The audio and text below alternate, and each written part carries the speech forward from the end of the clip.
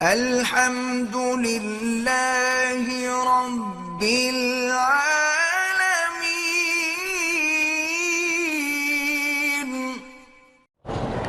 Insurance کرانا ناجائز ہے، اس میں جوا بھی ہے اور سود بھی ہے۔ جوا کیسی ہے؟ آپ نے 10 لاکھ کی پالیسی لی، 1 لاکھ جمع کرایا تو حادثہ ہو گیا، تو آپ پیسے لیں گے کہ نہیں لیں گے؟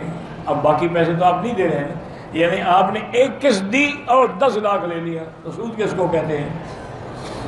اور دوسرا جوا اسی لیے ہے کہ آدمی 100 روپیہ لگائے 1000 کما لے، تو یہ تو ڈبل حرام ہے، باعتبار سود کے بھی حرام ہے اور باعتبار جوئے کے بھی حرام ہے۔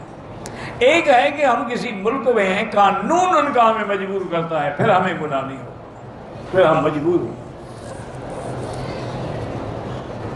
کہتے ہیں کہ پاکستان میں کوئی ایک آدمی ہے، وہ کہتے ہیں کہ جس نے حضور پاک کی زیارت کرنی ہو، صحابہ کی کرنی ہو، امام حسن امام حسین کی کہتے ہیں میرے پیر کی زیارت کرنی ہے، وہ سب سے بڑا بے ایمان ہے ماشاءاللہ۔ اس کا پیر اب نبی کے برابر ہو گیا، اس سے بڑی بے ایمانی کوئی ہے دنیا میں؟ یہ تو دجال ہے جو دعویٰ کرے کہ میری زیارت کرو تو نبی کی زیارت ہو گئی۔ وہ ساری دنیا کے اولیاء اکٹھے کرو تو ایک صحابی کے پاؤں کی انگلی کے برابر بھی نہیں بنتے۔ نبی تو نبی ہے، اس کا تو شان ہی الگ ہے۔ کچھ گھریلو انفرادی اجتماعی پریشانیاں مشکلات ہیں، اللہ سب کی پریشانیاں دور کرے، جن کی اولاد ہی اللہ ان کو سب صاحب اولاد کرے۔ میرا بھائی یہ پریشانیوں میں ہی جب آدمی ہو تو خود دعا مانگے، کیونکہ اللہ کا وعدہ ہے اس کے ساتھ کہ امن یجیب المضطر اذا دعاہ ویکشف السوء۔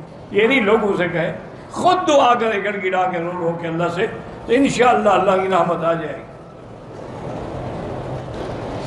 میرا بھائی کھانے کی بات یہ ہے کہ ایک تو حکومت کی طرف سے کھانا تقسیم ہوتا ہے، اور ایک بعض اہل خیر حضرات جن کو اللہ نے دولت دنیا دی ہے وہ بھی انتظام کرتے ہیں، دسترخوان لگاتے ہیں، کھانے پکے ہوئے تقسیم کرتے ہیں، کھجوریں تقسیم کرتے ہیں، بعض لوگ لسی تقسیم کرتے ہیں، دہی تقسیم۔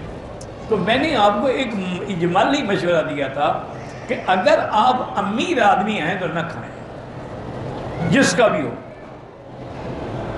کیونکہ اللہ نے جب آپ کو خود پیسہ دیا ہوا ہے تو تم کیوں نیچے والا ہاتھ بنتے ہو؟ حضور نے فرمایا الید العلیٰ خیر من الید السفلیٰ، تم اوپر والا ہاتھ بنو، نیچے والا نہ بنو، یعنی دینے والے بنو، لینے والے نہ بنو، کھلانے والے بنو، کھانے والے نہ بنو۔ تو اس لیے افضل جو ہے وہ یہی ہے۔ لیکن اگر کسی نے کھا بھی لیا ہے تو مسافر کے لیے بھی گنجائش ہے کھانے کی، اور عمرے والے مسافر ہیں، اس لیے نعوذ باللہ کوئی حرام نہیں ہے، اور نہ ہی وہ زکوٰۃ کا پیسہ ہوتا ہے، وہ تو باقاعدہ ایک قسم کا آنے والوں کے لیے ضیافت اور ہدیہ ہے، کھا سکتے ہیں، لیکن افضل یہی ہے کہ اگر اللہ نے پیسہ دیا ہو نا جی تو پھر اس کا اللہ تعالیٰ ہی برکتیں عطا فرماتے ہیں، بلکہ ان کو دیکھ کر تم بھی لے کے لوگوں کو کھلایا کرو، جو تمہارے کمرے میں ہیں ان کا انتظام تم کر دو کہ بھئی میں تمہارے لیے روز کھانا لے آؤں، تو ثواب بھی ملے گا، اکٹھے بیٹھ کے کھانا بھی کھاؤ گے۔